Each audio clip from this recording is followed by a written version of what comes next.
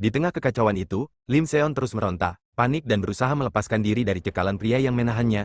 Air matanya mengalir, tubuhnya bergetar. Dari sudut ruangan, sang ayah yang terikat berseru dengan suara parau. "Jangan sentuh putriku." Pria yang menahan Lim Seon menyeringai sinis. "Apa kau direkrut oleh anak ini?" tanyanya, meremehkan.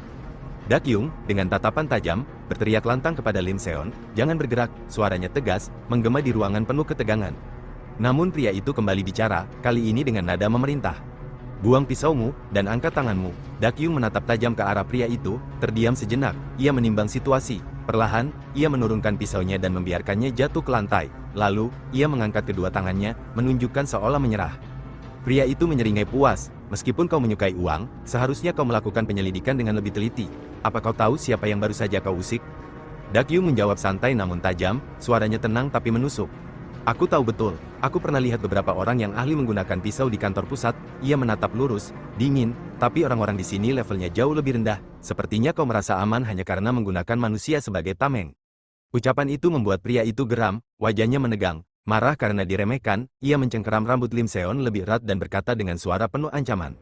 Lim Seon meronta dengan sekuat tenaga, tubuhnya menggeliat berusaha lepas dari cengkeraman pria kejam itu. Dengan sedikit keberuntungan dan dorongan tak terduga dari ayahnya yang masih terikat, ia berhasil melepaskan diri. "Seon, cepat kabur!" teriak ayahnya dengan sisa tenaga dan kepedihan di suaranya. Melihat situasi kacau itu, Dak Yung segera berlari mendekat, wajahnya menunjukkan ketegangan dan kemarahan yang mendidih. Dalam hatinya ia mengumpat, "Sialan, sudah kubilang jangan bergerak, kau menghancurkan rencanaku, Lim Seon." Namun belum sempat Dak Yung menjangkau mereka, pria yang sebelumnya mencengkeram Lim Seon kembali bangkit dengan kemarahan yang meluap. "Dasar bajingan, aku akan membunuh kalian bertiga." Ia melompat maju untuk menangkap Lim Seon lagi, tapi tiba-tiba sebuah suara tembakan menembus keheningan, datang dari kejauhan, dentingannya tajam dan mematikan. Waktu seakan melambat, Dak Yung hanya bisa menatap ke depan, matanya membelalak saat darah mulai bercucuran. Namun ternyata, tembakan itu tidak mengenai Lim Seon. Ia terpaku, tubuhnya gemetar hebat, jantungnya berdetak kencang, seolah akan meledak. Tapi secara ajaib, tak ada setetes darah pun darinya, ia masih hidup. Ketegangan di ruangan seolah menebal, sampai suara berat dan dingin terdengar dari kejauhan. "Kau begitu penuh kasih sayang, jadi bagaimana mungkin kau bisa balas dendam, Dak Yung?" Itu adalah suara Shin Myung Hwan, sosok yang selama ini berada di balik kekacauan, kini muncul dengan tenang, seolah semua ini hanyalah bagian dari rencana yang dikendalikan olehnya. Ternyata, tembakan tadi berasal dari anak buahnya sendiri, yang sengaja diperintahkan untuk menembak rekannya sendiri, sebuah pesan dingin tentang siapa yang benar-benar memegang kendali. Dak Yung terdiam, pikirannya berkecamuk, Shin Myung Hwan, kenapa dia tidak membunuhku, kenapa malah membunuh anak buahnya sendiri, apa maksud semua ini, pikirnya dalam hati, penuh kewaspadaan. Dengan langkah ringan dan ekspresi tenang, Shin Myung Hwan melangkah ke depan dan berkata, "Kalian, pergilah sekarang." Lim Seon menatap pria itu dengan bingung dan ragu, kata-katanya tidak masuk akal, kenapa ia membiarkan mereka pergi? Shin Myung Hwan mengulang dengan suara tegas, penuh tekanan. "Ku bilang, pergi, bukankah Dak Yung bilang dia akan menyelamatkan kalian?" Dak Yung berdiri diam, matanya masih menatap Shin Myung Hwan dengan tatapan bingung dan penuh curiga. Ia mencoba membaca maksud pria itu, namun pikirannya penuh pertanyaan. Apa maksudnya membiarkan mereka pergi begitu saja? Di sisi lain, Lim Seon dan ayahnya perlahan mundur, meninggalkan tempat itu dalam diam. Tak satu pun dari mereka berani menoleh kembali. Sementara itu, Shin Myung Hwan melangkah maju perlahan, lalu menatap Dak Yung lurus-lurus. "Kita punya hal yang perlu dibicarakan," ucapnya tenang. "Saya ingin memberi Anda saran." Dak Yung menatapnya tajam dan menjawab dengan nada dingin. Biasanya hal seperti ini bukan disebut saran, tapi ancaman. Shin Myung Hwan terkekeh pelan, senyum dinginnya menyiratkan sesuatu yang tak bisa ditebak. "Itu karena Anda terlihat seperti tipe orang yang sulit diajak bicara, kecuali dengan cara seperti ini." Ia lalu menatap Dak Yung lebih serius dan berkata pelan, namun penuh tekanan. "Saya dengar Anda menargetkan putra Presdir, sebenarnya, itu juga yang saya inginkan, bunuh dia untuk saya." Dak Yung tertegun, tidak menyangka akan mendengar permintaan seperti itu dari pria yang selama ini dianggap musuh. "Apa maksudnya ini?" gumam Dak Yung dalam hati, penuh curiga. "Apa niat tersembunyinya, kenapa dia meminta aku membunuh orangnya sendiri?" Shin Myung Hwan melanjutkan dengan suara tenang, seolah sedang membacakan berita. "Di dalam kelompok yang mendukung anak itu menjadi presiden direktur berikutnya, hanya Presdir sekarang yang menginginkannya. Sejak awal, seharusnya sudah ada kandidat yang lebih tepat, tapi semuanya jadi rumit sejak keluarga Presdir ikut campur dan mengajukan anaknya sebagai penerus. Menurut Anda," katanya tenang, "bagaimana mungkin seorang pemuda yang bahkan belum lulus sekolah bisa ditempatkan di posisi presiden direktur?" Ia berhenti sebentar, membiarkan pertanyaannya menggantung di udara. "Situasi kita memang berbeda. Tapi bukankah, pada akhirnya, keinginan kita sama?" Dak Yung tetap diam, tapi pikirannya bergolak, dalam hatinya ia bergumam. Sejauh mana kebenaran dalam ucapannya, atau justru, sejak awal, tidak ada satupun yang benar? Lalu ia bersuara, dingin dan tajam, kalau benar itu yang kau inginkan, kenapa membuat semuanya menjadi lebih rumit? Shin Myung-hwan menatapnya dan tersenyum tipis, lalu menjawab dengan nada ringan namun mengancam. Saya pikir, itu akan jauh lebih baik, semakin besar dosamu, semakin tinggi nilai reputasi saya ketika mengambil nyawamu. Ia menatap Dakyung lurus-lurus, lalu berkata dengan suara pelan, nyaris seperti bisikan yang menusuk. Kau pikir aku akan menyerah begitu saja setelah menyelesaikan urusanku? Saya tahu kau punya rasa keadilan yang kuat sekarang, tapi bukankah itu ironis, sangat kontradiktif? Dakyung tidak menjawab, ia hanya mengepalkan tangannya, matanya menajam, menatap Shin Myung-hwan seperti hendak menusuk jantung pria itu dengan tatapannya sendiri. Shin Myung-hwan mengangkat alis sedikit, lalu menambahkan, jika kau ingin kabur, kaburlah, tapi ingat, di dekatmu selalu ada orang-orang yang bisa kujadikan tawanan. Ucapannya dingin, kejam, dan penuh tekanan. Dakyung tetap berdiri tegak, dalam diam, tapi seluruh tubuhnya tegang. Ia sadar, permainan ini belum berakhir, ini baru awal dari sesuatu yang jauh lebih besar. Sore itu, Dakyung akhirnya kembali ke rumah. Langkahnya berat, wajahnya penuh luka dan letih, pintu terbuka dari dalam, dan Jo Tae-wong langsung menyambutnya dengan cemas. Jo Tae-wong tergagap, mencoba menyusun kata-kata. Lalu, bagaimana? Kau baik-baik saja? Terima kasih Tuhan. Namun, Dakyung tidak menjawab. Ia hanya melewatinya begitu saja dan masuk ke dalam rumah tanpa mengucap sepatah kata pun. Apa-apaan ini? Kau mau kemana? Kau nggak apa-apa? Tanya Jo Tae-wong dengan nada khawatir, menyusul di belakangnya. Tapi Dakyung tetap bungkam. Ia mengambil ponselnya, menatap layar sejenak, lalu langsung menekan tombol untuk melakukan panggilan. Sementara itu, di tempat lain, Jeongwon melihat ponselnya berdering, ia menatap nama yang muncul di layar, panggilan dari Dakyung, kemudian mengangkat panggilan itu. Kau di mana? Kau tidak apa-apa? Tanya Jeongwon dengan nada tergesa. Namun, Dakyung langsung memotong, tanpa basa-basi. Le Jae-hyung, apa anak itu masih hidup? Apa kau tahu di mana dia sekarang? Jeongwon terdiam sejenak, tampak berpikir, kemudian ia menjawab perlahan. Bangsal pribadinya, mungkin, dia ada di sana. Setelah sampai di rumahnya, Dakyung terus memutar kembali percakapannya dengan Shin Myung-hwan. Kata-kata pria itu terngiang-ngiang di benaknya, menggumpal menjadi keresahan yang sulit ditepis. Jadi, siapa sebenarnya putra Presiden Lee? Tanya Dakyung saat itu, nadanya penuh tekanan. Shin Myung-hwan menatap sekelilingnya sejenak, lalu menjawab pelan, sulit untuk dikatakan, di sini terlalu banyak telinga yang mendengar. Dakyung menatap tajam, tidak puas dengan jawaban setengah-setengah itu. Kau bercanda, sebenarnya apa yang kau inginkan dariku? Shin Myung-hwan hanya tertawa kecil, santai seperti biasa. Belakangan ini, tuan muda kita, sepertinya mulai terlibat dengan obat-obatan. Mengingat itu, Dakyung hanya terdiam, dalam hatinya, ia mulai meragukan segalanya.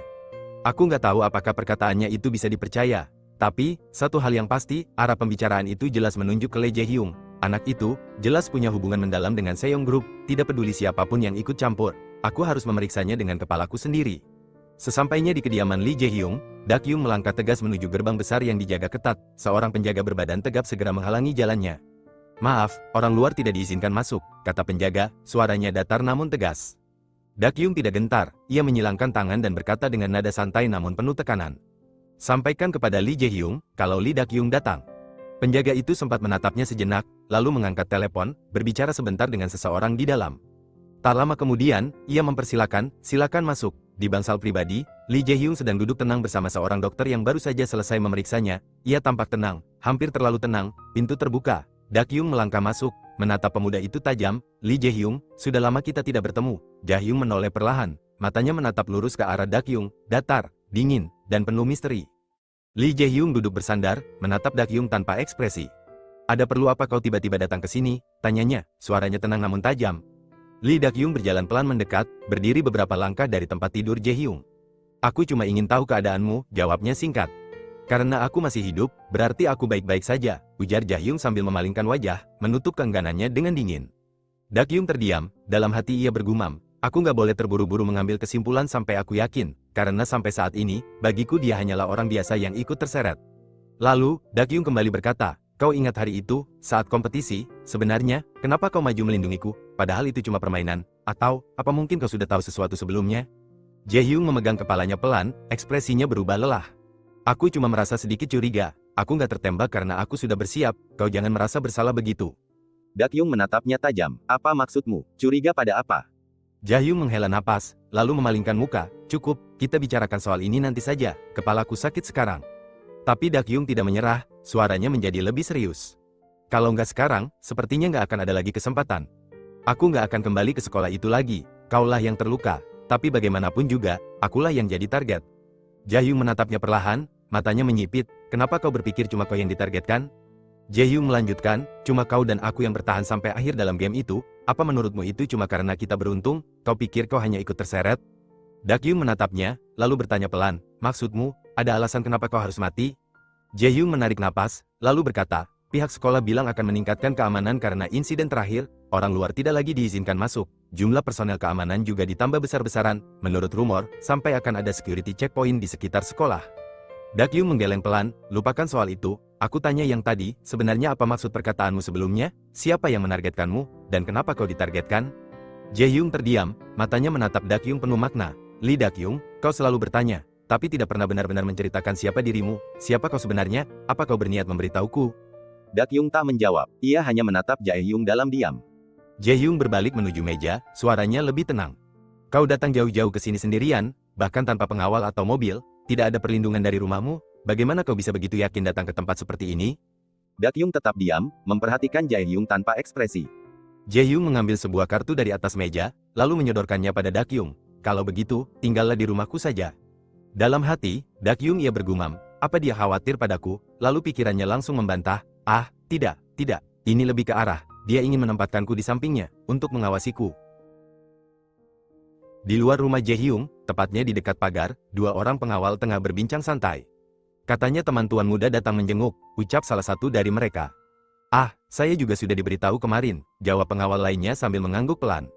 Salah satu pengawal menyambutnya dengan cepat, maaf sudah membuat Anda menunggu, silakan lewat sini, Tuan Jeongwon. Jeongwon datang dengan membawa buah-buahan dan ia melangkah masuk. Sementara itu, di dalam rumah, percakapan antara Dakyung dan Jae-hyung berlanjut. Dakyung menatapnya dengan heran. Kau mengajakku tinggal bareng di rumahmu? Jae-hyung menjawab dengan tenang, iya, setidaknya nggak akan ada masalah di rumahku, kau nggak perlu khawatir akan dimata-matai atau tempat tinggalmu ketahuan, aku juga akan memberimu tumpangan saat berangkat dan pulang sekolah, pindahlah ke sini. Dakyung menatap Jae-hyung lebih dalam, kau masih berniat untuk tetap bersekolah, kenapa kau sampai segitunya? Karena sepertinya, itu lebih aman, jawab Jae-hyung singkat, namun mantap. Di sisi lain, Jeongwon berdiri di depan pintu bangsal pribadi Jae-hyung, seorang pengawal membukakan pintu untuknya perlahan. Kembali ke dalam ruangan, Jae-hyung perlahan mendekatkan wajahnya ke arah Dakyung, dan memeluknya. Lalu, Jeongwon melangkah masuk ke dalam ruangan, pandangannya langsung tertuju pada Jae-hyung dan Dakyung yang masih dalam pelukan. Mata Jae-hyung bergerak perlahan ke arah Jeongwon, sementara Jeongwon hanya berdiri, menatap mereka dengan ekspresi yang agak kesal, seolah mencoba menahan sesuatu. Ia melangkah mendekat. Aku bertanya-tanya, ucap Jeongwon dengan nada datar namun tajam, ada apa aku disuruh datang ke sini? Apa kau ingin menunjukkan ini padaku? Dalam hati, Dakyung bergumam panik, kenapa dia ada di sini? Dakyung buru-buru melepaskan diri dari pelukan Jae-hyung dan berusaha menjaga jarak. Sebaiknya kau berbaring saja, Jae-hyung, ucap Dakyung cepat, mencoba mengalihkan situasi.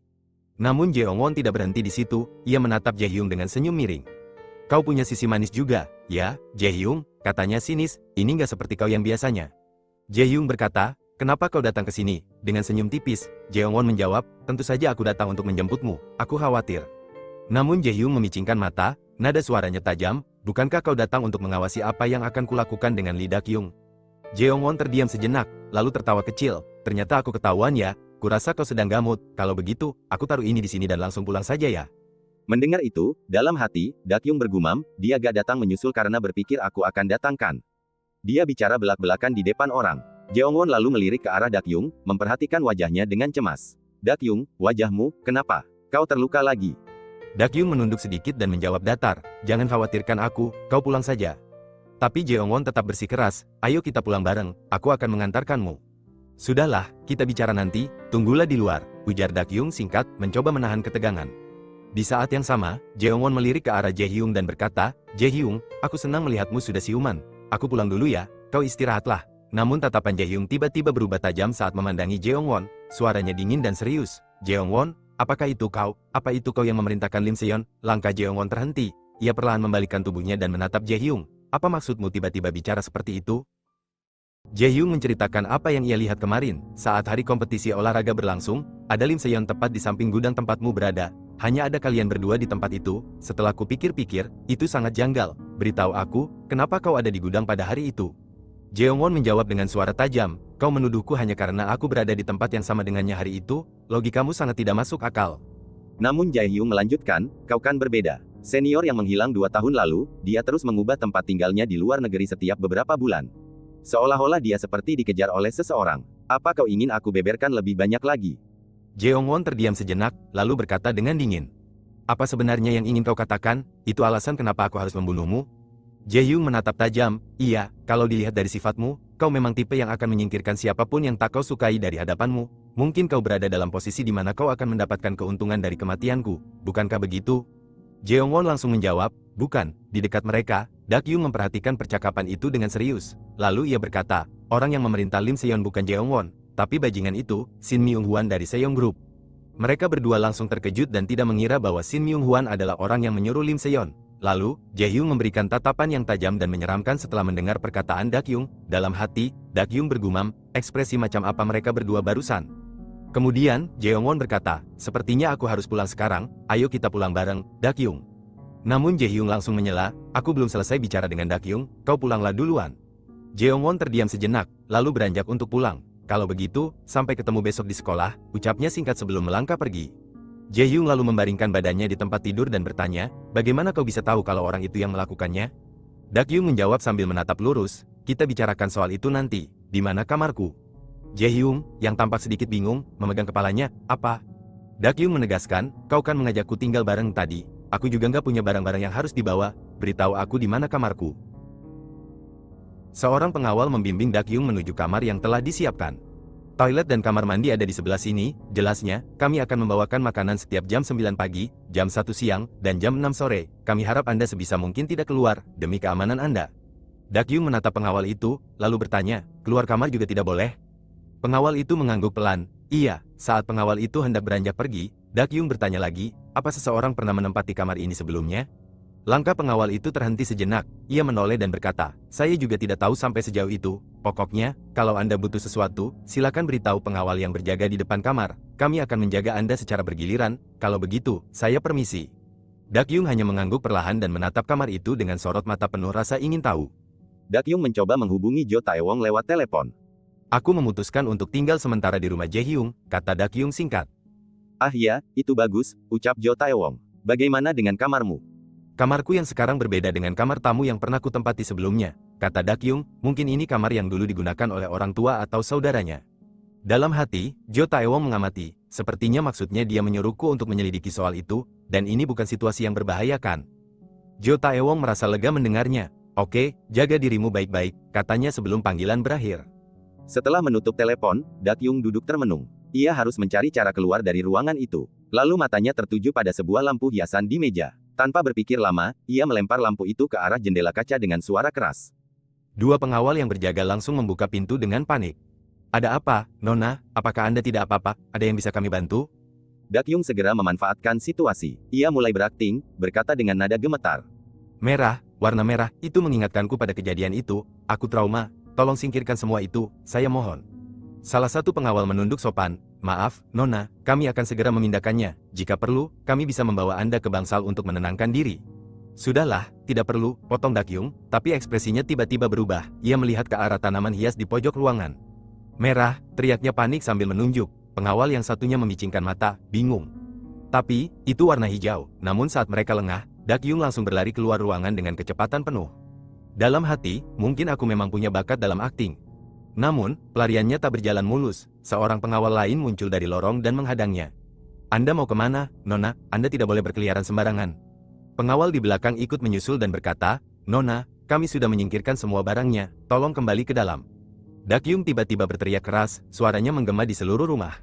Semuanya warna merah, tak menemukan jalan lain, Dakyung nekat melompat dari lantai 2. Tubuhnya melayang sejenak di udara sebelum jatuh menghantam lantai bawah dengan keras. Suara itu langsung memecah keheningan rumah. Beberapa pengawal menoleh dengan wajah panik.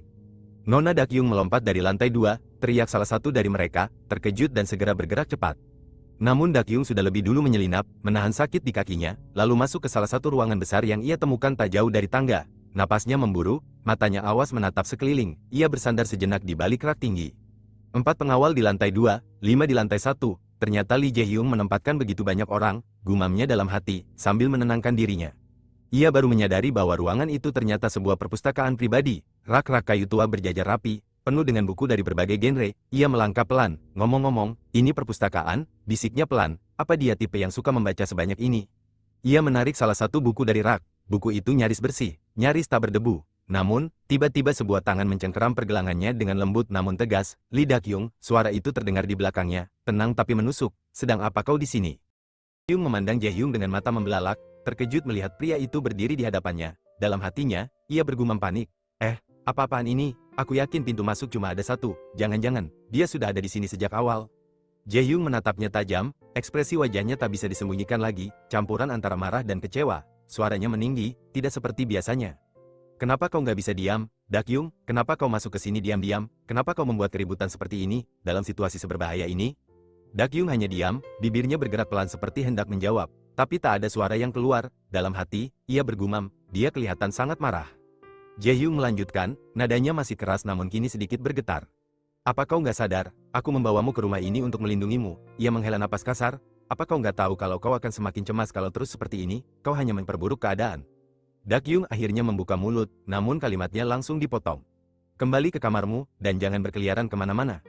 Kata-kata itu tajam dan dingin. Dakyung terdiam. Dalam hatinya, ia merasa sebuah dinding tinggi muncul di antara mereka. Tidak, jika aku kembali ke ruangan itu sekarang, aku yakin aku akan dikurung selamanya.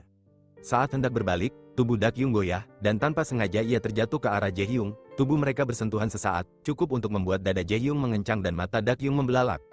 Dalam pelukannya yang singkat, Dakyung bergumam pelan dalam hati. Aku nggak tahu kenapa, tapi kenapa aku justru teringat hal ini sekarang?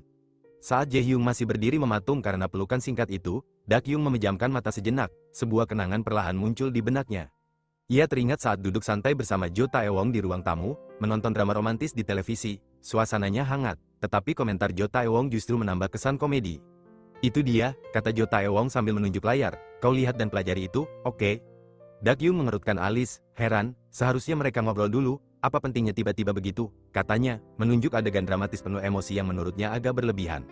Dengan gaya coolnya yang khas, Jo Taewong menjawab sambil melirik malas, Dakyung, itu masalahmu, kau sama sekali nggak punya kepekaan romansa. Ia lalu menambahkan, nalar dan logika nggak bisa kasih semua jawaban dalam hubungan pria dan wanita, sebaliknya, faktor emosional besar. Terutama dalam kasusmu, kata-kata itu sempat membuat Dakyung kesal waktu itu. Tapi kini, dalam situasi ini, anehnya teringat begitu saja. Dalam hatinya, ia kembali mengingat ucapan Jo Taewong, kalau sesekali kau tunjukkan sisi lemahmu, yang berbeda dari sosok dirimu yang biasanya, aku yakin kau akan bisa menikmati efisiensi super. Gumamnya dalam hati, ia perlahan menekan perutnya, tempat luka lama masih terasa nyeri. Sakit, lirihnya pelan, ekspresi wajahnya mencerminkan rasa sakit yang tak dibuat-buat. Jaehyung, yang melihatnya, langsung panik, Dakyung, kau kenapa?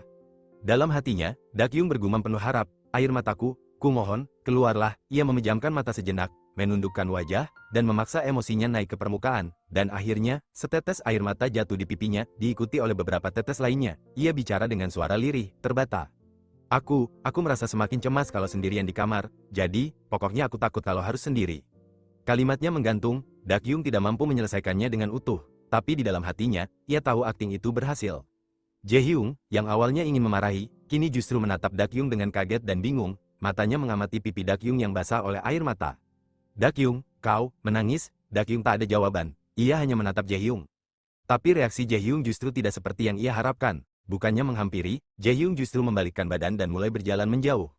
Dakyung mendongak perlahan, menatap punggung Jaehyung yang semakin menjauh, kenapa, pikirnya, kenapa dia pergi, kenapa dia begitu dingin, bahkan setelah melihatku menangis? Langkah Jaehyung terdengar menjauh di antara lorong sunyi rumah itu. Dakyung masih berdiri di tempat, tatapannya tidak lepas dari sosok lelaki itu yang perlahan menghilang di balik pintu. Apa aku terlalu memaksa? Apa dia tahu aku sedang berakting? Atau, dia menyimpan sesuatu yang bahkan lebih berat dari apa yang kukira? Beberapa menit setelah Jaehyung pergi, suara langkah tergesa terdengar mendekat. Dua orang pengawal tiba di depan pintu. Nona, kapan Anda sampai di sini? Tanya salah satu dari mereka dengan nada khawatir. Pengawal lainnya menimpali, tolong jangan seperti ini, Nona, Anda membuat semua orang panik. Dakyung tidak menjawab, ia hanya menunduk dan membiarkan mereka mengantarnya kembali ke kamar. Sesampainya di kamar, Dakyung membaringkan tubuhnya dengan lemas, tatapannya kosong menatap langit-langit, dalam hati ia menggerutu. Aku pikir berhasil, tapi ternyata sama saja, tidak, malah sebaliknya, hal menyebalkan malah semakin melekat padaku. Tak lama, seorang perempuan dengan penampilan rapi dan senyum yang profesional masuk. Perempuan itu adalah konsultan psikologi. Apa Anda sudah mood untuk mengobrol sebentar, Nona Dakyung? Tanyanya lembut. Dakyung langsung menarik membalikkan tubuhnya. Sudah saya bilang, saya tidak butuh konsultasi, jawabnya singkat. Dalam hati, Dakyung kembali menggerutu. Wah, dia malah makin mencekik setelah aku bilang takut sendirian, seharusnya aku enggak bilang itu. Konsultan itu masih tetap tersenyum ramah. Ia meletakkan sebuah kartu nama di meja kecil di sisi ranjang. Baiklah kalau begitu, saya akan meninggalkan kartu nama saya di sini. Hubungi saya kapanpun ya, saya akan jadi teman mengobrol Anda Nona. Dakyung tetap diam, memalingkan wajah. Oh ya, lanjut sang konsultan, Tuan Jaehyung sangat mengkhawatirkan Anda. Katanya, sepertinya dia tidak bisa mengurus Anda sendiri karena terlalu sibuk. Dakyung menyela dengan dingin, katakan padanya untuk bicara langsung padaku. Sang konsultan hanya mengangguk sopan. Baik, saya akan menyampaikan pesan Nona. Kalau begitu, saya permisi, jangan lupa hubungi saya kapanpun, ya, Nona Dakyung. Setelah pintu ditutup kembali, keheningan menyelimuti kamar. Dalam hati, ia bergumam, kalau begini terus, aku benar-benar akan terkurung di sini selamanya, apa yang harus aku lakukan? Di sisi lain, Jaehyung sedang duduk di ruang kamarnya. Dia sedang apa sekarang? Tanyanya pada salah satu staf kepercayaannya yang berdiri di samping. Pengawal itu melihat layar CCTV sejenak, lalu menjawab, Nona Dakyung, masih duduk melamun Tuan. Jaehyung menghela napas pelan, aku yakin 1 jam lalu dia juga begitu. Iya, Tuan, sahut pengawal itu lagi, selama 1 jam ini, ia tidak bergerak dari posisi itu. Jaehyung terdiam, kata-katanya sendiri kembali terngiang di benaknya. Jangan berkeliaran kemana-mana, ia menggigit bibir bawahnya sedikit, rasa bersalah mulai mengendap di benaknya. Apa omonganku tadi, keterlaluan, gumamnya lirih. Hubungi aku kalau terjadi sesuatu, ujarnya dengan nada serius. Baik, Tuan, jawab pengawal itu tegas. Namun tak berselang lama, suara panik terdengar dari earpiece pengawal. Tuan, ini darurat, Nona Dakyung, dia bergelayut di jendela lantai 2. Apa, seru Jaehyung, matanya membelalak. Pengawal itu langsung memberi perintah cepat. Saya sudah menyampaikan situasinya ke penjaga terdekat, juga mengirimkan anggota cadangan ke lantai 1. Langkah Jaehyung tergesa menuju kamar Dakyung, wajahnya terlihat dingin namun matanya penuh kecemasan. Sesampainya di depan pintu, ia langsung bertanya tajam kepada pengawal yang berdiri gelisah. Apa yang terjadi? Pengawal itu menjawab dengan nada panik, sepertinya, pintunya terkunci dari dalam, Tuan. Jaehyung menghela napas, tenang tapi jelas tak senang, minggir, ucapnya datar. Ia mengeluarkan kunci cadangan dari saku jasnya dan dengan satu gerakan cepat, ia membuka pintu. Ketika pintu terbuka, pandangannya langsung menyapu seluruh ruangan. Matanya tertumbuk pada jendela yang terbuka lebar, tirainya berkibar tertiup angin. Lee Dakyung, serunya, mendekati jendela dengan langkah besar dan cepat. Ia mencondongkan tubuh, menatap ke bawah dari ketinggian lantai 2, mencari sosok yang dikhawatirkannya. Namun, tidak ada siapa-siapa. Tiba-tiba, suara lirih terdengar dari sisi ruangan, seperti seseorang yang sedang menyembunyikan napasnya. Jaehyung melirik dengan cepat, dan di sanalah Dakyung berdiri, muncul dari balik jendela dengan ekspresi kesal di wajahnya. Konyol, ucap Dakyung, hei, mumpung kau di sini, copot kameranya, dan ayo bicara denganku. Jaehyung berdiri di depan pintu kamar dengan tatapan tajam, menatap ke dalam ruangan yang kini sepi setelah kegaduhan sebelumnya. Di dalam hatinya, gumamannya bergaung lirih, sebenarnya siapa dia, walaupun dia kasar, naif, dan pikirannya sederhana, dia bertindak seolah-olah tahu segalanya. Setelah Dakyung mengusir pengawal dari kamar, suasana mendadak hening. Ia berdiri tegak, menatap Jaehyung dengan mata penuh keyakinan, seolah ingin menyampaikan sesuatu yang serius, tapi belum tahu dari mana harus memulai. Jaehyung membalas tatapan itu, tak bisa menyembunyikan kebingungannya. Ia belum bisa membaca maksud Dakyung. Apa kau benar-benar berpegangan di jendela hanya untuk melakukan ini? Tanya Jaehyung. Nadanya agak tertahan, seakan khawatir akan jawaban yang akan ia dengar. Dakyung menarik napas, iya, ternyata kau cukup cepat ya sampai ke sini, kau tahu dari kamera pengawas kan? Senyumnya mengambang di bibir, tipis namun menyindir, seharusnya kau minta maaf dulu. Jaehyung menunduk sebentar, oke, maafkan aku, katanya, sederhana namun tulus. Dakyung mengalihkan pandangan, lalu berkata dengan nada ambigu, kau pasti ingin dengar detailnya kan? Tapi, sayangnya, aku nggak bisa cerita. Jaehyung mengangguk kecil, kau boleh keluar dari rumah ini, aku akan mengantarmu ke tempat yang kau mau. Namun Dakyung langsung memotong, siapa bilang aku mau keluar? Seketika Jaehyung terdiam, raut wajahnya menunjukkan keterkejutan, ia menatap Dakyung lama, mencoba memahami arah pikirannya. Aku akan tetap di sini, ucap Dakyung mantap, tanpa keraguan. Kau serius? Jaehyung hampir tak percaya dengan apa yang ia dengar. Tapi aku ingin tinggal di kamarmu, lanjut Dakyung, datar namun jelas. Jaehyung mengernyit, maksudmu, kau akan tinggal di sini, di kamarku? Dalam hati, Dakyung bergumam, aku nggak percaya seseorang yang diawasi bisa memilih untuk tinggal karena keinginannya sendiri. Ini jelas nggak normal, tapi aku juga nggak bisa melewatkan kesempatan seperti ini. Kalau aku bisa tinggal di rumah ini secara legal dan dalam waktu yang lama, aku bisa mulai penyelidikan. Dengan nada menggoda namun tetap serius, Dakyung berkata, kan kau bilang, kau akan melindungiku. Jaehyung menghela napas dalam-dalam, ia mengusap kepalanya perlahan, kalau di kamarku, nggak bisa, tapi aku bisa memberimu kamar lain yang lebih bersih, dan soal keluar rumah, bersabarlah sedikit lagi, sampai semuanya aman. Dakyung menunduk, pandangannya kosong, dia menyuruhku untuk percaya. Wah, aku akan masuk penjara tanpa jeruji lagi ini. Seminggu pun berlalu, setelah proses pengecekan ketat dengan radar dan keamanan selesai, akhirnya aku bisa menempati kamar yang baru. Tempat itu nyaman, bahkan mewah, makanan disediakan secara rutin dan beragam. Satu-satunya gangguan adalah kehadiran psikolog yang datang setiap hari, menyapanya dengan senyum palsu dan kalimat-kalimat basa-basi yang menjengkelkan. Namun, ia tak bisa menyangkal, untuk pertama kalinya dalam waktu lama, tubuhnya bisa beristirahat, tidak ada kejaran, tidak ada luka, tidak ada ketegangan, hanya keheningan yang menenangkan. Sebenarnya aku benci mengakuinya, tapi ini adalah minggu yang sangat tentram. Suatu hari, Dakyung sedang berendam di bathtub mewah yang berada di dalam kamar mandinya sendiri, uap hangat mengelilingi tubuhnya, membuat otot-ototnya rileks, ia tersenyum kecil, lalu bergumam, aku nggak percaya ada SPA di dalam kamar. Tiba-tiba terdengar ketukan di pintu, Dakyung mengira itu pelayan yang mengantarkan cemilan sore. Dengan santai, Jaehyung membuka pintu kamar, lalu ia menghampiri Dakyung.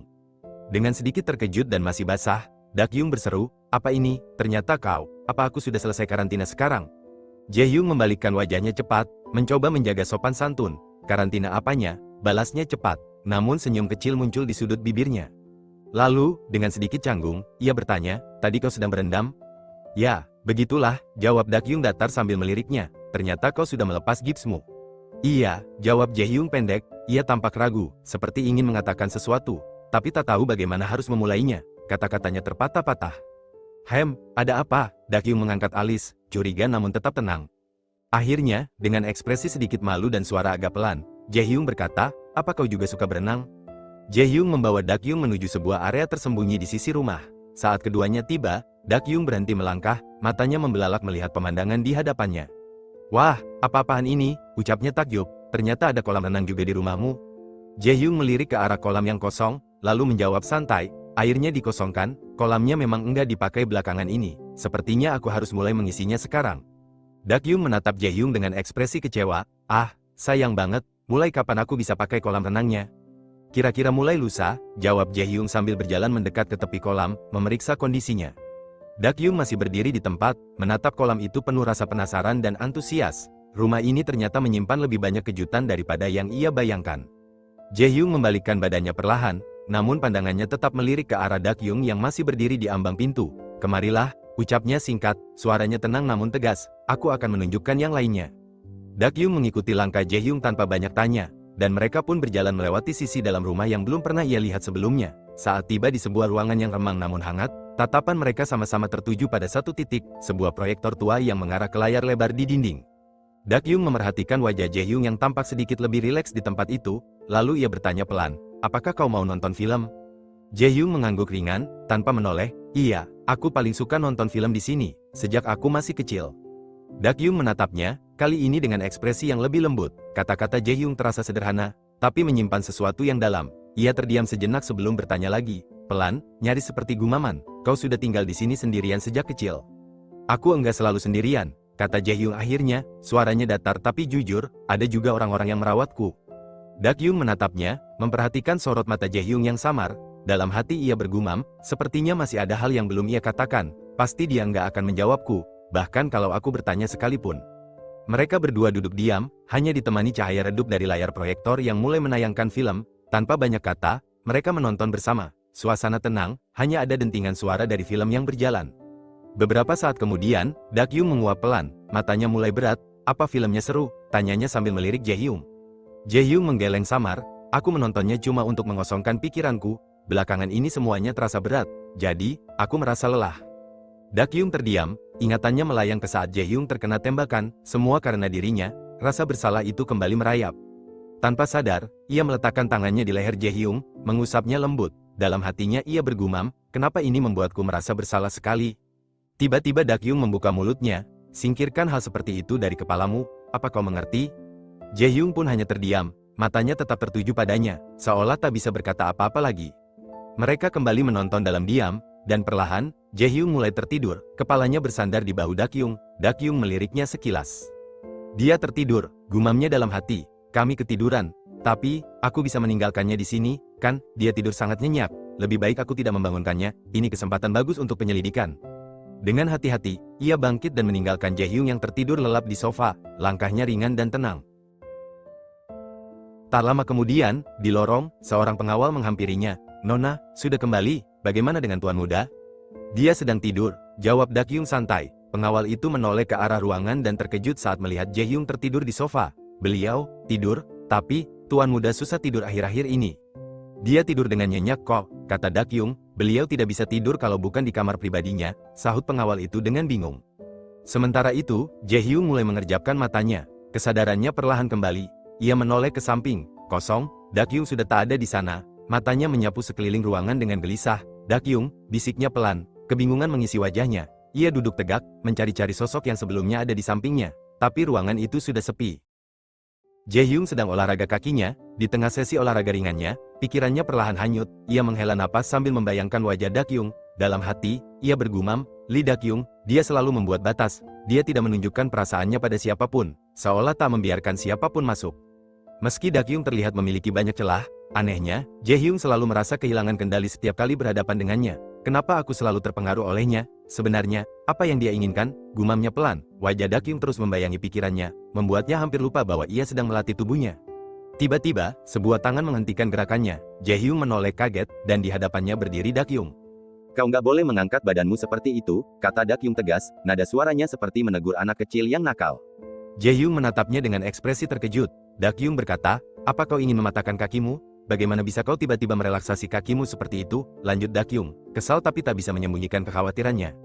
Jaehyung mengernyit, "Kenapa kau ada di sini?" Ia membalikkan wajahnya ke arah pengawalnya, yang tampak kelelahan. Napasnya memburu setelah mengejar Dakyung sampai ke tempat latihan itu. Dengan santai dan tanpa rasa bersalah, Dakyung menambahkan, "Yah, bukannya aku sudah boleh keluar kamar sekarang?" Jaehyung hanya menghela napas, "Aku tadinya mau menemuimu." "Oh ya," Dakyung menaikkan satu alis, lalu menyeringai kecil, "Tapi ternyata kau sedang asik berolahraga ya, pantas saja aku tungguin sampai saat ini." Dengan santai, Dakyung berkata, "Ayo kita makan malam, aku lapar." Jaehyung hanya menatapnya beberapa saat, masih tak sepenuhnya percaya bahwa Dakyung kini muncul begitu saja, dan bahkan mengajaknya makan seolah tidak terjadi apa-apa. Setelah makan malam usai, suasana rumah kembali tenang. Jaehyung berjalan pelan ke kamar dan menemukan Dakyung sudah berbaring santai di tempat tidur, terlihat kenyang dan puas. "Terima kasih untuk makanannya, aku kenyang banget," kata Dakyung sambil berbaring. Jaehyung tersenyum kecil. "Tunggu sebentar, aku mau bersih-bersih dulu," ucapnya sebelum melangkah ke kamar mandi. Begitu pintu tertutup, Dakyung menatap langit-langit sambil bergumam dalam hati, "Haruskah aku menggeledah kamarnya diam-diam?" Namun, tak lama kemudian suara langkah kaki terdengar. Jaehyung kembali lebih cepat dari dugaan. "Aku sudah selesai," ucapnya santai. Dakyung sedikit terkejut dan buru-buru, "Oh, kau sudah selesai, cepat juga ya." Ia mencoba mengalihkan topik, "Apa kau nggak kesepian tinggal sendirian di rumah sebesar ini?" Jaehyung duduk di sampingnya, "Aku nggak kesepian." Dakyung berkata, "Han Jeongwon tinggal sendirian di tempat yang ukurannya wajar. Tapi, kau dan Jiyeon beda." Ia menatap Dakyung sejenak, lalu bertanya dengan tenang, "Kau sudah pernah pergi ke rumah Han Jeongwon?" Pertanyaan itu membuat Dakyung terdiam. Ia tidak menjawab, matanya hanya menatap Jaehyung. Dengan santai Dakyung berkata, "Jangan salah paham," kata Dakyung cepat-cepat, "aku kesana cuma mau makan ramyun." Jaehyung memiringkan kepalanya sedikit, mengulangi perlahan, "Kau pergi ke rumah Han Jeongwon untuk makan ramyun." Dakyung menundukkan kepalanya, tangannya menggenggam rambutnya. Dalam hati, ia bergumam penuh tekanan, "Wah, sepertinya aku bisa gila. Kenapa situasi seperti ini terus terjadi?" Napasnya terasa berat, dada sesak oleh amarah dan frustasi. Semua ini, gara-gara Jo Taewong. Jo Taewong si bajingan itu. Suara Jaehyung memecah lamunannya, "Aku mengatakan ini karena kau sendiri yang bilang menyukai Han Jeongwon," ucapnya, matanya mengunci pada wajah Dakyung. "Han Jeongwon bukan pria yang bersih. Dia memiliki hubungan dengan banyak wanita." Dakyung mengangkat kepalanya perlahan, matanya menatap Jaehyung, mencoba memahami arah pembicaraan itu. Tapi Jaehyung belum selesai. "Dulu, lanjutnya, ada masa di mana Han Jeongwon benar-benar gila-gilaan menjalin hubungan dengan wanita. Mereka punya pola yang mirip. Saat tempat hiburan malam ilegal sedang marak, banyak kejahatan serius terjadi. Dan anehnya, keluarga dari wanita-wanita yang pernah dekat dengan Han Jeongwon, satu persatu selalu ada kaitannya dengan kejadian-kejadian itu." "Apa?" Dakyung terkejut, "tujuannya bukan hubungan biasa?" "Benar," jawab Jaehyung dengan nada dingin, "entah dia punya selera yang menyimpang, atau dia memang memanfaatkan seseorang sebagai alat, apapun alasannya, itu masalah besar." Dakyung terdiam, ia menatap Jaehyung lama, tak menyangka ia akan bicara sejauh itu. "Anak ini, serius dengan pemeriksaan latar belakang Han Jeongwon," gumam Dakyung dalam hati, "kalau aku tetap berada di sampingnya, pasti akan ada banyak informasi yang bisa kudapatkan." Keheningan menggantung di antara mereka saat Jaehyung menatap Dakyung dengan pandangan serius. Lalu, dengan suara pelan dan hati-hati, ia bertanya, apakah kau tetap menyukainya? Sorot matanya menajam, menunggu jawaban yang tak kunjung datang. Dakyung hanya diam, tak berkata apapun. Ia menatap ke arah Jae-hyung, pikirannya sibuk berkelana, mencoba memahami maksud dan arah dari semua cerita yang baru saja diungkapkan Jae-hyung. Melihat reaksi itu, Jae-hyung akhirnya berdiri. Ia menghela napas, lalu berkata pelan, seolah menyesal sudah membuka terlalu banyak. Ah, lupakan saja, maaf, belakangan ini pikiranku sedang penuh. Ia berbalik, berjalan menuju meja dan mengambil bungkus rokok yang tergeletak di sana. Namun sebelum sempat menyalakan sebatang pun, suara Dakyung terdengar dari belakang. Kau sedang apa? Tanyanya. Jae-hyung tak menoleh, ia hanya menjawab dengan datar, keluarlah dari kamarku. Tapi Dakyung malah melangkah mendekat. Dengan cepat ia mengambil bungkus rokok itu dari tangan Jae-hyung. Tatapannya tajam, nada suaranya penuh teguran. Kau merokok dalam kondisi tubuh seperti itu, apa kau sudah gila? Jae-hyung mencoba membela diri, suaranya sedikit kesal namun tak membantah sepenuhnya. Enggak. Aku cuma ingin melihat rokokku saja. Namun sebelum ia bisa mengambilnya kembali, Dakyung sudah lebih dulu merobek bungkus itu dengan gerakan cepat. Batang-batang rokok jatuh berserakan, bertebaran di lantai. Jae-hyung mematung sejenak, terkejut melihat tindakannya. Wajahnya menunjukkan kekesalan sesaat, tapi di dalam hati, ia tahu tindakan Dakyung ada benarnya juga. Dakyung menatap Jae-hyung dengan serius, lalu bertanya pelan, kau tidur berapa jam tadi malam? Jae-hyung menundukkan kepalanya, terlihat lelah. Enggak tahu, aku tertidur waktu kita nonton film. Setelah jeda sejenak, ia menambahkan, aku tidur 1 jam, di kamarku. Tanpa mengatakan apa-apa lagi, Dakyung tiba-tiba menarik tangan Jae-hyung. Ia menggiring pria itu ke arah ranjang, lalu menjatuhkannya perlahan ke atas kasur. Selimut yang berada di sisi ranjang segera ia raih dan diselimutkan ke tubuh Jae-hyung. Sekarang bukan waktunya untuk merokok, ucap Dakyung dengan tegas namun lembut, yang kau butuhkan sekarang adalah tidur. Jae-hyung berusaha menolak, meski suaranya lemah. Aku nggak apa-apa, aku juga nggak ngantuk. Namun Dakyung tak menggubrisnya, ia mendorong bahu Jae-hyung pelan agar tetap berbaring, lalu berkata tegas, berbaringlah dan pejamkan matamu, aku akan tetap di sampingmu. Dalam hatinya, Dakyung bergumam, ini kesempatan emas, aku bisa memeriksa kamar ini dengan lebih leluasa. Sementara itu, Jae-hyung hanya menatap wajah Dakyung tanpa berkata apapun. Sorot matanya lembut, penuh pertanyaan yang tak terucap. Lalu, untuk mengisi keheningan, Dakyung berucap pelan, seolah membuka sedikit tabir masa lalunya. Saat aku masih kecil, dia selalu ada di sampingku setiap kali aku nggak bisa tidur. Jae-hyung menoleh sedikit, lalu bertanya, dia, apakah itu ibumu? Dalam hati, Dakyung bergumam lirih, bahkan dia lebih dari itu. Kenangan masa kecilnya menyapu benaknya, lalu ia menoleh ke arah Jae-hyung dan berkata pelan, ya, aku gak pernah merasa kesepian. Padahal kelihatannya aku kesepian, padahal dia cuma duduk di sampingku. Tapi keberadaannya bisa membuatku merasa sehangat itu. Jae-hyung menatap Dakyung, sedikit tersenyum. Kurasa ini pertama kalinya aku benar-benar mendengar ceritamu, ucapnya. Dakyung mengangkat alis, bukannya aku sering bercerita? Entahlah, sahut Jae-hyung, tapi ini, rasanya berbeda dari sebelumnya, ceritakan padaku lebih banyak lagi. Mereka duduk berdampingan, larut dalam obrolan yang tak terasa waktu berjalan. Setelah beberapa cerita berlalu, Dakyung berkata, apa cerita soal aku menangkap pencuri di warnet, selucu itu? Jae-hyung masih tertawa mendengarnya, saat ia menjawab. Enggak, tapi aku berpikir kalau itu benar-benar seperti dirimu, kau sangat berani, dan serampangan. Dakyung menanyakan kepada Jae-hyung, ngomong-ngomong, kau enggak tidur?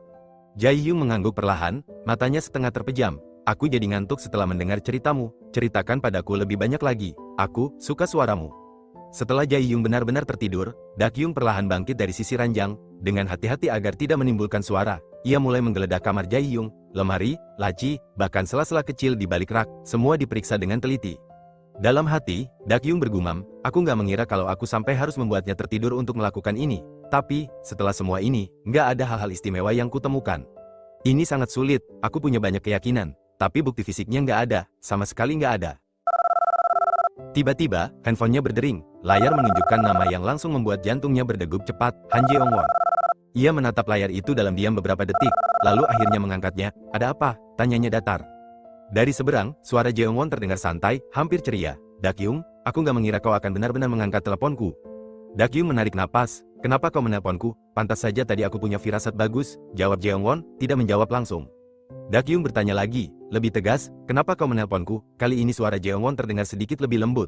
Apakah kau pulang dengan selamat saat itu? Semuanya baik-baik saja kan? Dakyung tidak mengubah nadanya, kutanya sekali lagi, kenapa kau menelponku? Hening sebentar, lalu Jeong-won menjawab lirih, aku cuma kangen denganmu.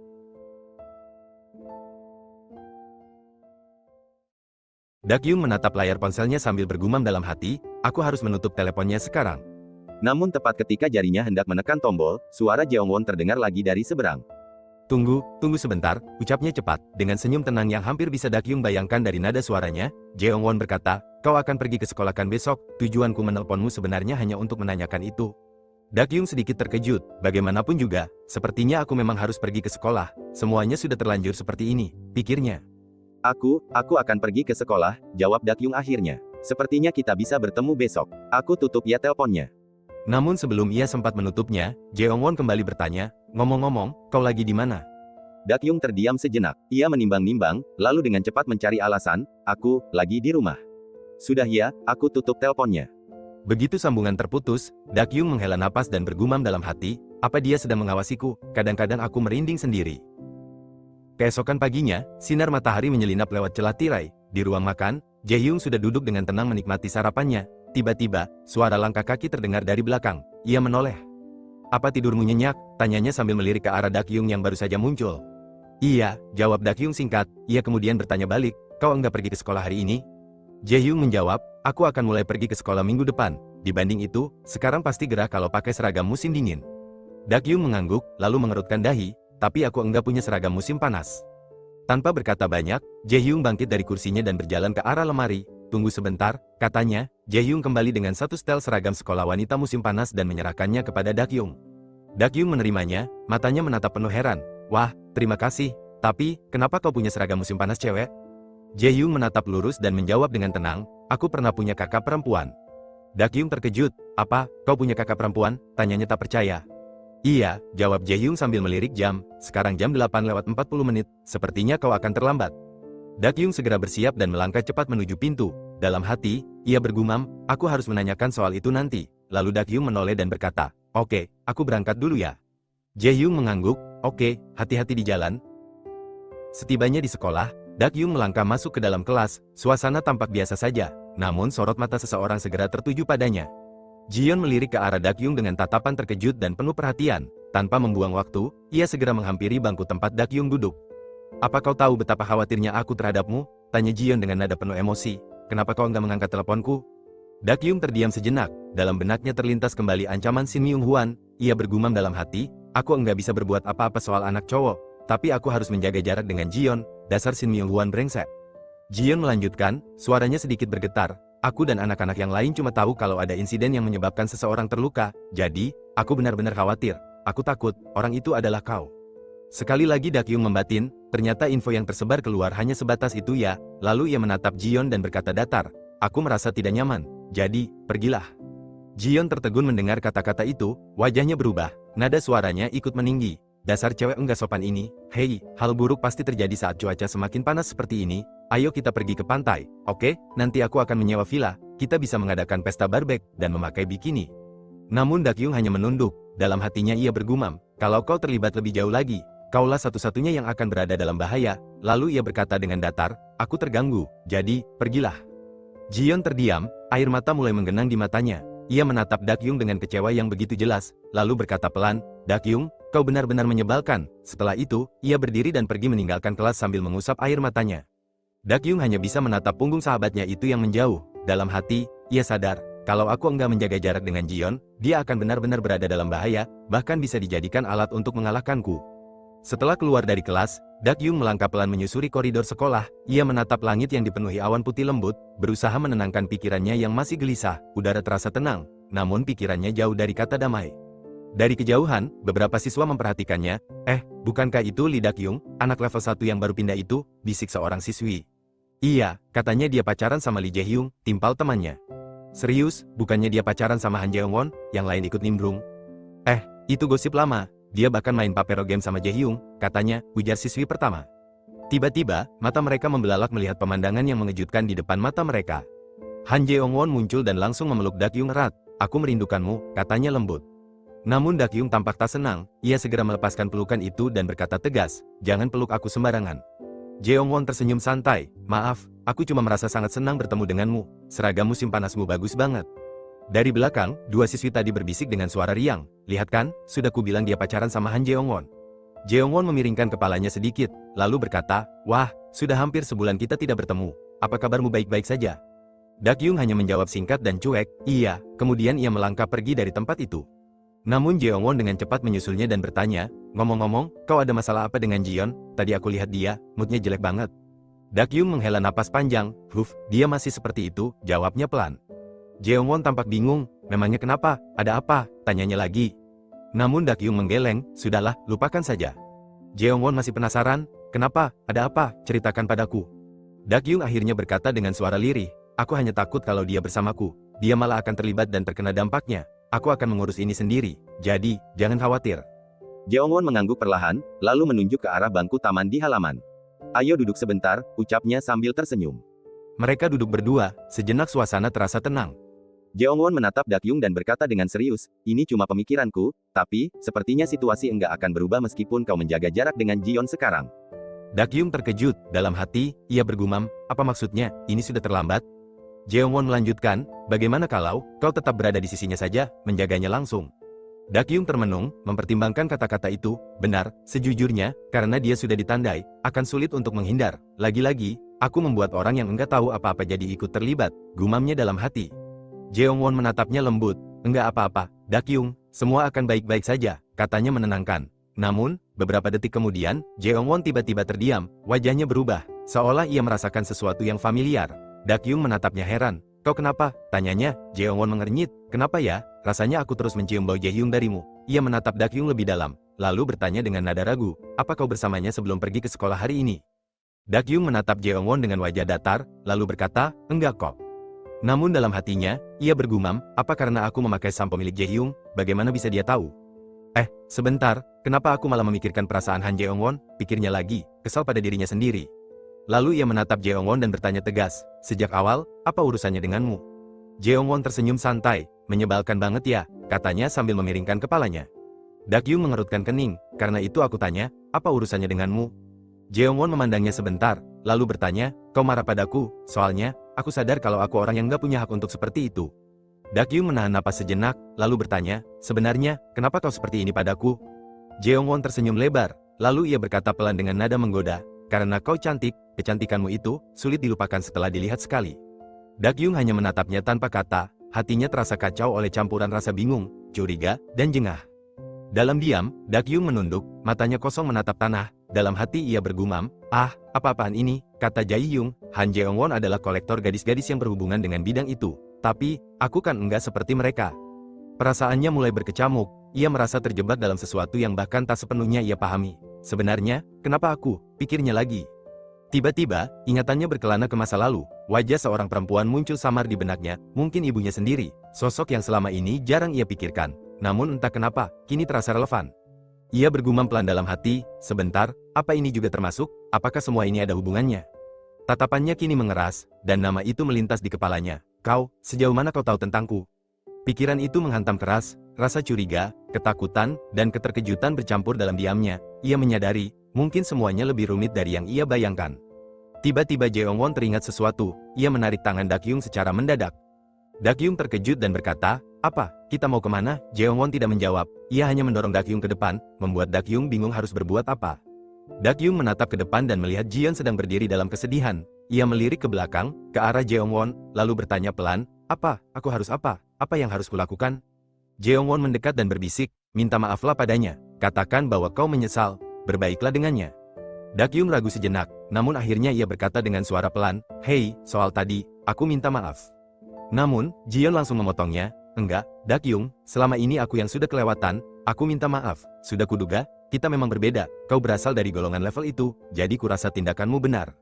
Dakyung terkejut, apa maksudmu? Namun Jion hanya berkata, maafkan aku, lalu pergi begitu saja. Dakyung dan Jeongwon hanya bisa saling pandang, sama-sama heran kenapa Jion pergi tanpa penjelasan lebih lanjut.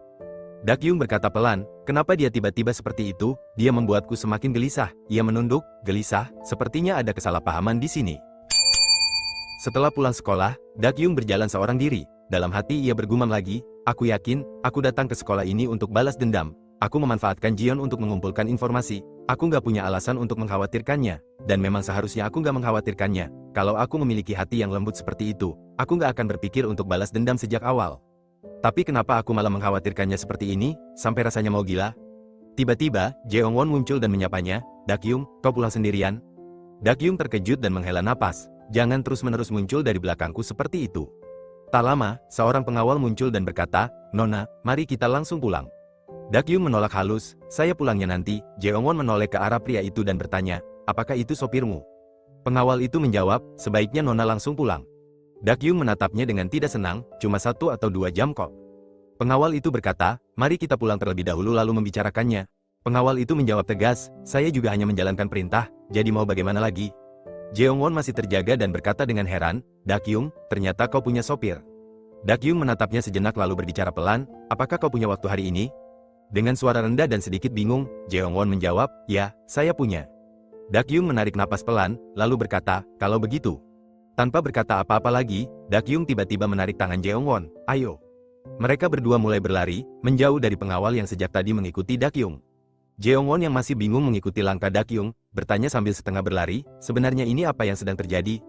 Sementara itu, pengawal yang melihat Dakyung dan Jeongwon melarikan diri langsung bergegas ke arah mobil dan mulai mengejar mereka dari belakang. Dakyung terus berlari tanpa menjelaskan apapun. Jeongwon yang belum sepenuhnya paham, hanya bisa ikut terseret dalam situasi yang serba mendadak itu, sementara langkah pengawal terus membuntuti mereka dari kejauhan. Setelah mereka berlari cukup jauh, Jeongwon tertinggal di belakang. Ia terengah-engah dan berkata, "Dakyung, aku gak kuat lari lagi." Dakyung menoleh ke arahnya, tersenyum tipis, dan berkata, "Ternyata fisikmu lebih lemah dibanding kelihatannya ya."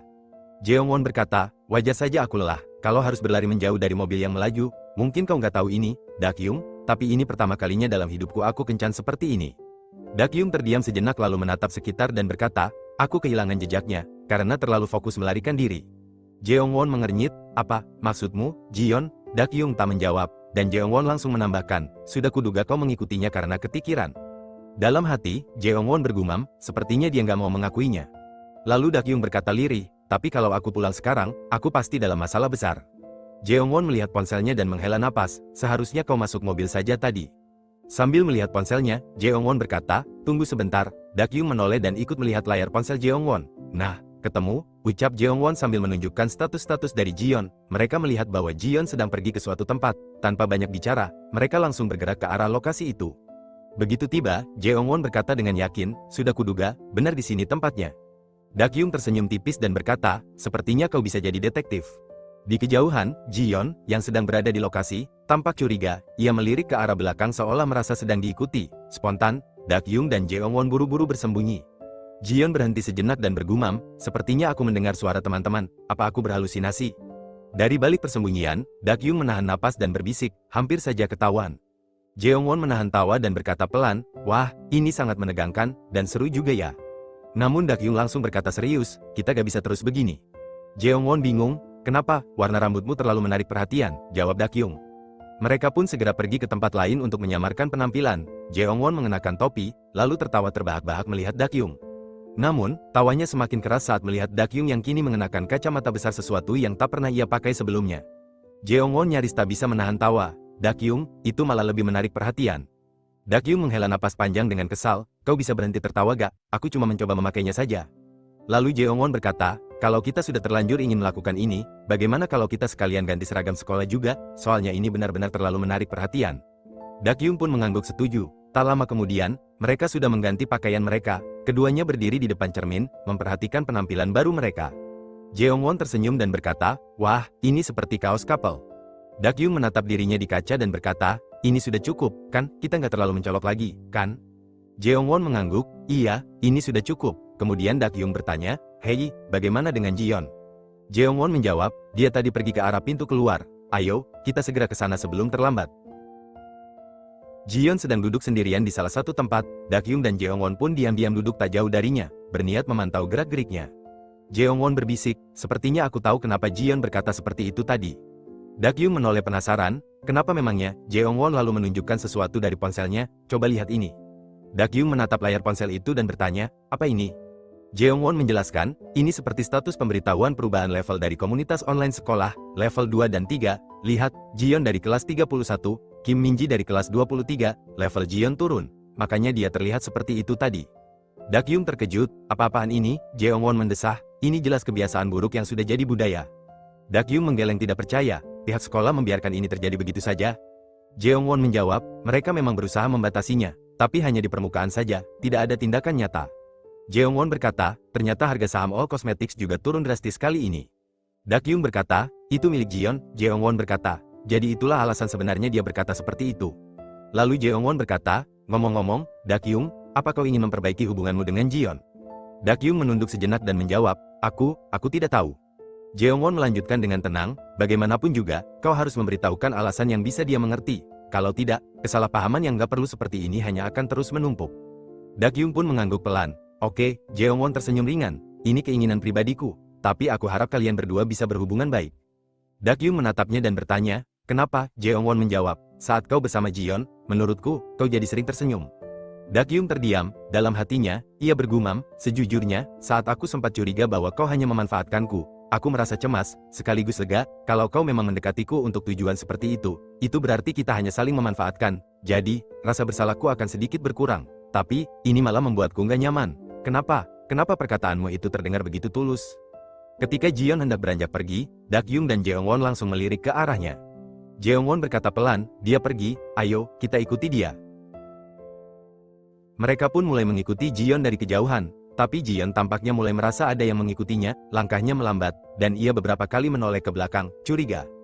Dari belakang, Jeongwon bertanya dengan suara rendah, ngomong-ngomong, kenapa kau mengikutinya seperti ini? Kau bahkan tidak berusaha mengajaknya bicara. Dakyung hanya diam sejenak, dalam hatinya, ia bergumam, aku cuma nggak tahu, apakah dia akan diserang tiba-tiba atau tidak. Aku enggak tenang, semua ini gara-gara Shin Myung-hwan, bajingan itu. Tiba-tiba, Jion muncul di belakang mereka, ia berkata, permisi, apa kalian berdua melihat dompet berwarna pink? Sepertinya aku menjatuhkannya di jalan. Dakyung dan Jeongwon, terkejut melihat Jion sudah berada tepat di belakang mereka, keduanya saling pandang dengan wajah cemas dan panik. Apa yang harus kita lakukan? Bisik mereka dalam hati. Jion semakin mendesak, aku yakin dompet itu masih kubawa setelah membayar tadi. Hei, kalian melihatnya tidak? Namun, bukannya menjawab, Dakyung dan Jeongwon justru langsung lari menjauh darinya. Jion berteriak, hei, kalian copet ya, sudah kuduga, berhenti di situ kalian. Sambil berlari, Jeongwon berkata, Dakyung, tunggu sebentar, ini jalan buntu. Dakyung menoleh ke belakang, ia bisa melihat sepatu Jion yang mulai muncul di ujung gang, mengejar mereka. Jion terus berteriak, dasar copet, ketakutan akan ketahuan. Dakyung dan Jeongwon segera mencari tempat persembunyian. Beberapa detik kemudian, Jion melihat ke arah ujung gang itu.